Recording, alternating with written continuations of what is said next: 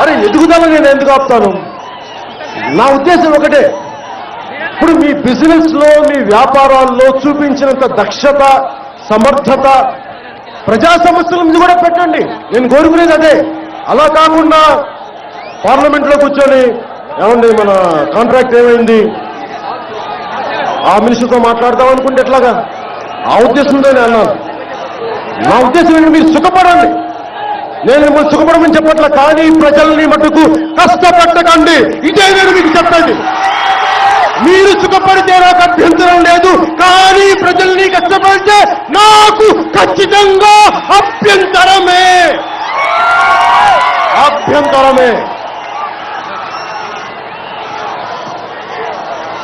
సొంత లాభం కొంతే మానుకోమన్నాను. మొత్తం దయచేసి పార్లమెంటు వ్యక్తులందరి సభ్యులందరూ చెప్తున్నాను, మీ సొంత లాభాలు మానుకోమన్నా మీరు మానుకోరు, నాకు తెలుసు. కానీ కొంతన్నా మానుకొని ప్రజలకి ఇంకొంతన్నా చేయండి అని అడుగుతున్నాను. తెలుగుదేశం పార్టీ నాయకులకి నేను నా అన్నయ్యని వదిలి, మా వదిన్ని వదిలి, మా అమ్మని వదిలి, మా అక్క చెల్లెల్ని వదిలి కాదనుకొని నేను తెలుగుదేశం పార్టీకి, భారతీయ జనతా పార్టీకి నేను కొమ్ము కాచాను, భుజం కాచాను, ప్రాణాలు తెగించేలా మీకు అండగా నిలబడ్డాను. మీరు ఈ రోజున మా ఆత్మగౌరవాన్ని కాపాడుతామని మీరు గద్దెనెక్కి, మీరు ఈ రోజున మేము చెయ్యమంటే నేను ఊరుకోను. ఇక్కడున్న ఒక్క జనసేన సైనికుడు కూడా ఊరుకోడు.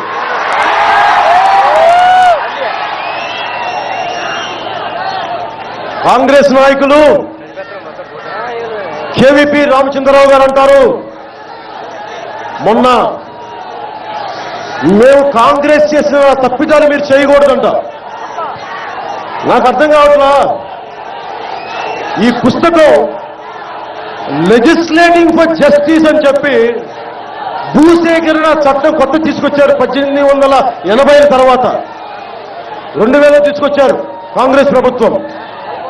ఇది రాసింది శ్రీ జయరాం రమేష్, ఇంకొకరు, ఇద్దరు కలిపి రాశారు. నేను అడిగేది ఒకటే, జయరాం రమేష్ గారు, మీరింత తెలివిగల వ్యక్తి, మీరింత నిబద్ధత గల వ్యక్తి, నేను మీ ఇంటిగ్రిటీని శంకించట్లేదు, కానీ మీరు ఎందుకు కాంగ్రెస్ నాయకుల ప్రశ్న ఏంటంటే, మీరు 2004 నుంచి చెప్తున్నారు తెలంగాణ ఇస్తామన్నప్పుడు మీరు ఎందుకు మాకు రాజధానిని మీరు ముందే ఎందుకు సెలెక్ట్ చేయలేదు? ఎందుకు నిధులు ఇవ్వలేదు? ఎందుకు మమ్మల్ని 42 సంవత్సరాల తర్వాత మెడపెట్టి తోసి తిట్టించి మాకు ఎందుకు కడుపు మంట కలిగించారు? ఎందుకు?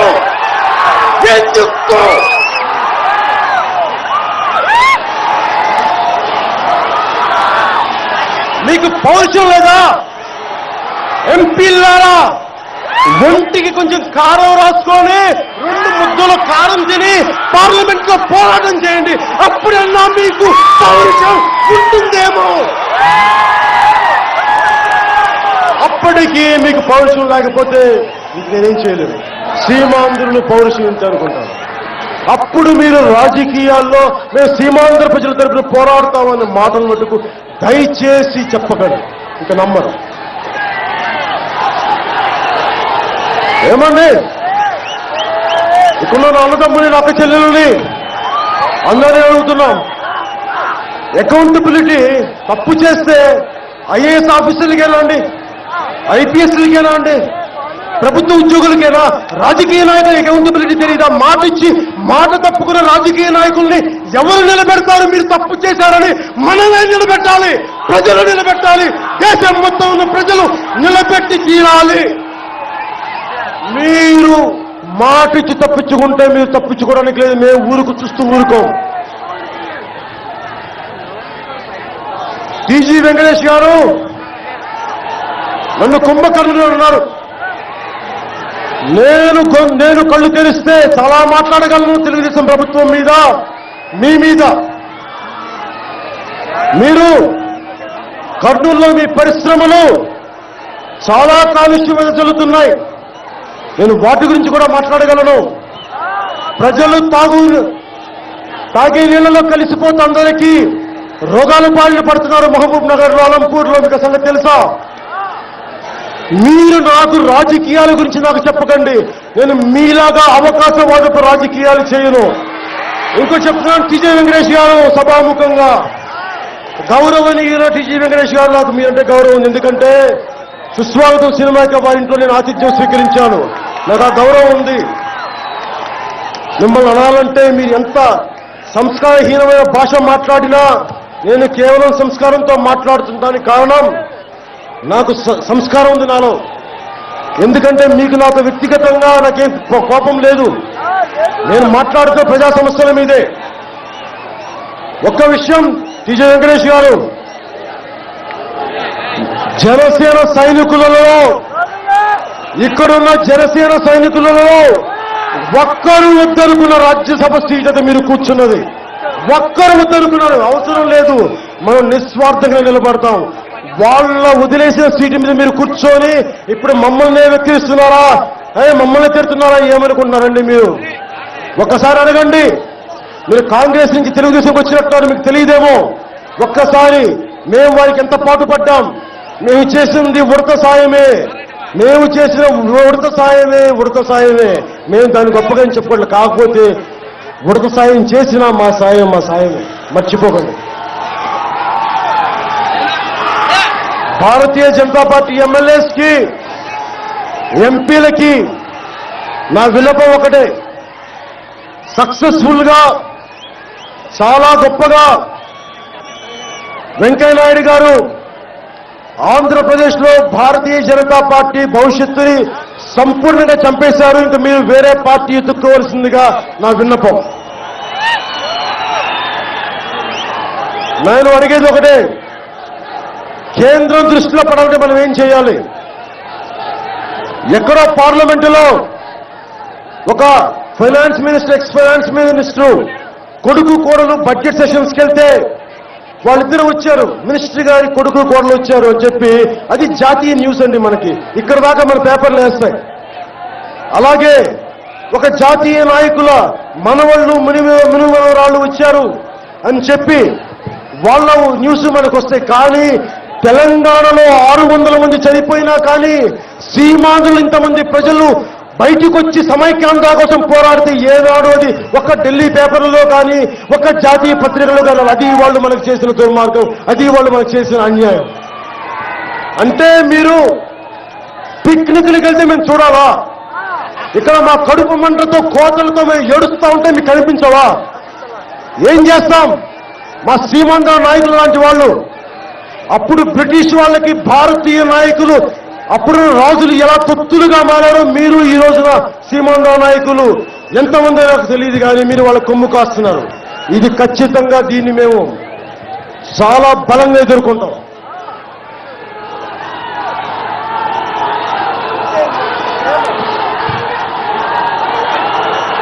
నేను ఒకటే అడుగుతున్నాం, పాలకులు చేసిన తప్పుకి జనం బాధపడకూడదు, మీలాంటి యువత బాధపడకూడదు. అందరూ అంటున్నారు మీరేం చేస్తారు, ఈ రోజు కాకినాడకు వచ్చి మీరేం చేస్తారంటే నన్ను ఆమరణ నిరాహార దీక్ష చేయమంటారా? ఏమండి బలిదానాలు కావాలా మీకు? మీ మీద పొలిటికల్ డ్రామా ఎక్స్పెక్ట్ చేస్తున్నా నుంచి? నేను పొలిటికల్ డ్రామాలు చేయను. ఒకసారి దిగానంటే తాడో పేడో తెగేదాకా తేల్చుకుంటాను. మీరు ఇలాంటివన్నీ నా మీద రెచ్చగొట్టకండి. మీరు పోరాటం చేసి మీరు ఓడిపోయిన తర్వాత మీరు చేతులు తీసిన తర్వాత అప్పుడు మాట్లాడితే ఏం చేయాలో. కానీ ఈ లోపు మీద ఒత్తిడి ఎలా కావాలో నాకు బాగా తెలుసు. అలాగే సిపిఎం నాయకులు, రాష్ట్ర సిపిఎం నాయకులు రామకృష్ణ గారికి మద్దతు తెలిపేందుకు నా మనస్ఫూర్తిగా వారికి నా కృతజ్ఞతలు తెలుపుతున్నాను. ఎందుకంటే నాకు సిపిఎం పార్టీ గౌరవం ఏంటంటే, ఇప్పుడు చెప్పాను కదా, కాంగ్రెస్ పార్టీ సిద్ధాంతం మార్చుకుంది విభజన మీద. సిపిఎం నాయకులు మేము రాష్ట్ర విభజనకి విరుద్ధం అన్నందుకు నేను వారికి దాసోహం అయిపోయాను.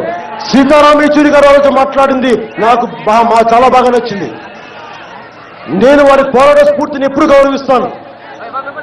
కానీ ముందు వారితో కలిసి నేను ఎలాంటి పోరాటం చేయాలి, ఎవరికి ఇబ్బంది రాకుండా ప్రజల ఆస్తికి నష్టం కలగకుండా మీలాంటి ఇక్కడున్న ప్రతి ఒక్కరికి స్కూల్కి వెళ్ళే పిల్లలు స్కూల్కి వెళ్ళాలి, చదువుకునే విద్యార్థులు చదువుకోవాలి, ఉద్యోగాలకు వెళ్ళే వాళ్ళు ఉద్యోగాలు చేయాలి, మన అక్క చెల్లెళ్ళు అమ్మలు అందరూ ప్రశాంతం. అయినా మీ తరపున పోరాటం చేయడానికి రాజకీయ నాయకులు ఉన్నారు. వాళ్ళు పోరాటం చేయలేనప్పుడు నేనున్నా, మీరేం భయపడక్కర్లేదు.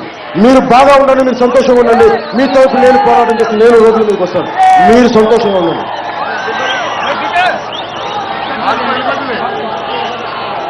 నా ఉద్దేశం ఒకటే, ముందు నేను నా రెజల్యూషన్స్ ఏంటంటే ఇక్కడ 400 మంది పైచిలుకు బలిదానాలు జరిగాయి సీమాంధ్రలో ప్రత్యేక రాష్ట్రం కోసం. ఒకవైపున తెలంగాణ నాయకులు వాళ్ళు చనిపోయిన కుర్రవాళ్ళకి ప్రతి ఒక్కరికి పేరు పేరున గౌరవిస్తూ తెలంగాణ స్మారక స్తూపం ఉంది. సీమాంధ్రకి స్మారక స్తూపం, సీమాంధ్ర బలిదానాలకి స్మారక స్తూపం ఎక్కడుంది? నేను తెలుగుదేశం ప్రభుత్వంలో విన్నపం, కనీసం మీరు చనిపోయిన అమరవీరుల మీరు గౌరవించాల్సిన అవసరం ఉంది. చాలా అన్యాయంగా అనవసరంగా వారి బలిదానాలు వృధా కాకూడదు. అందుకని వారి తరపున కర్నూలులో కానీ ఇప్పుడు రేపు రాబోయే అమరావతిలో కానీ ఖచ్చితంగా మీరు స్మారక స్తూపం చేయాలి. వారి పేర్లు తెలుసుకోండి, ఆ 400 పేర్లు తెలుసుకోండి. వెంకయ్యనాయుడు గారు, మీకు ఒక విషయం తెలుసా? ఆ చనిపోయిన వాళ్ళల్లో మా అమ్మ బంధువు ఒక అబ్బాయి ఉన్నాడు. మా అమ్మ నా దూరం మేనమామ వరుస అబ్బాయి.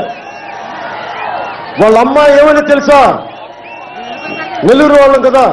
అది ఏమైందంటే, ఆ వెంకయ్యనాయుడు నా బిడ్డను పట్టున పెట్టుకున్నాడు అనేది. అంటే మీరు మర్చిపోకండి, మీరు గతంలో మీరు విశాఖపట్నం విద్యార్థి ఉద్యమాల్లో ఉన్నప్పుడు మీ భావ ఉద్వేగానికి పిల్లలు రెచ్చిపోయి రోడ్ల మీదకి చచ్చిపోయారు. వాళ్ళల్లో 200 మంది యువకులు కేవలం మీ ఉద్వేగపూరిత ప్రసంగాల కోసం మీరే చచ్చిపోయారు. మీరు దయచేసి అది కూడా బాధ్యత తీసుకుని దీన్ని మర్చిపోవద్దు. అది ఎప్పుడో 72లో జరిగిందంటే, ఏమండి 72లో జరిగితే నన్ను తిట్టారండి తెలంగాణలో, నా సినిమా సెట్లు కాల్చారండి, నేను తెలంగాణ ప్రజలకు ఏం ద్రోహం చేశానండి, మీరు చేసిన విధి విధానం వల్ల నన్ను తిట్టారండి.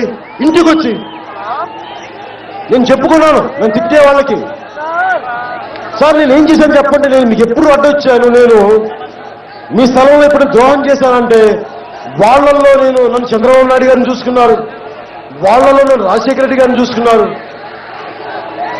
నన్ను పెట్టి వాళ్ళు అందరు నాయకులను చూశారు. నాలో చంద్రబాబు నాయుడు గారు కనిపించారు, నాలో ప్రతి సీమాంధ్ర నాయకుడు కనిపించారు. వాళ్ళకి నేను పడ్డాను మీరు చేసిన విధి విధానాల తప్పుల వల్ల.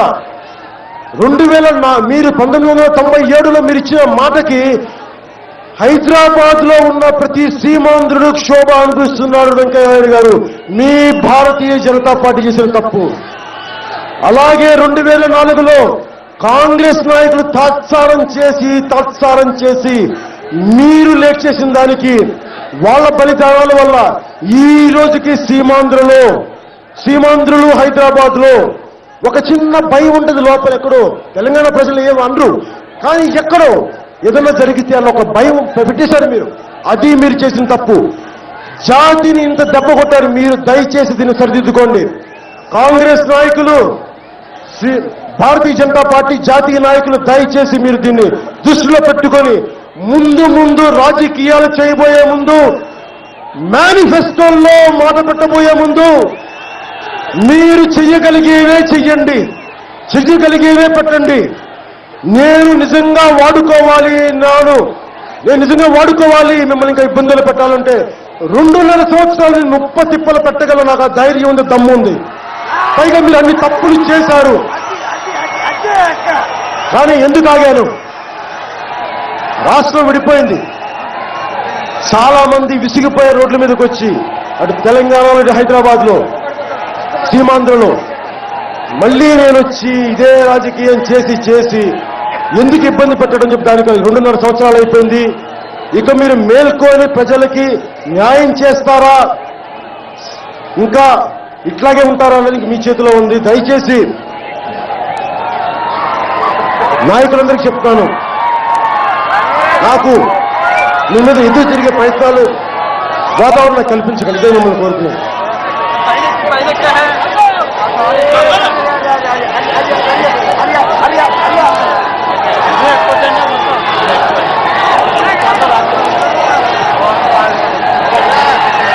నేను ఒకటే మాట చెప్తున్నా మీకు ఈ రోజున, నేను చెప్పాను కదా, కాంగ్రెస్ నాయకులు ఏ ఒక్కరు కూడా ఓట్లకైతే ఇక్కడికి వస్తారు, ఇక్కడికి వచ్చి మాట్లాడతారు. నేను వాళ్ళు ఒకటే అడుగుతున్నా, మీరు ఇక్కడికి వచ్చి ఫ్యూచర్ లో భారతీయ జనతా పార్టీ నాయకులు కానీ కాంగ్రెస్ నాయకులు కానీ మీరు ఇక్కడ తిరగాలి అంటే ముందు ప్రజలకు దయచేసి క్షమాపణలు చెప్పండి. మీరు ఇన్ని కోట్ల మంది క్షోభ కలిగించారు, ఆ క్షోభ మీకు మంచిది కాదు. దయచేసి దీన్ని తెలుసుకోండి. నేను ఈ సభను ముగించబోయే ముందు ఒకటే ఒకటి అడుగుతున్నాను, మనం కూడా భారతీయులం. కార్గిల్లో యుద్ధంలో సైనికులు చనిపోతే ఉత్తర భారతంలో ఎంత ఏడుస్తారో మనం కూడా అంతే కన్నీళ్లు పెడతాం. భారత రాజ్యాంగానికి ఉత్తర భారతీయులు ఎంత గౌరవిస్తారో మనం అంతే గౌరవిస్తాం. భారతీయ చట్టసభలకు ఎంత గౌరవిస్తారో మనం అంతే గౌరవిస్తాం. అందుకని ఒకే ఒకసారి మన మాతృభూమికి జేజీ చెప్పి సెలవు తీసుకుందాం. భారత్ మాతా కీ జై.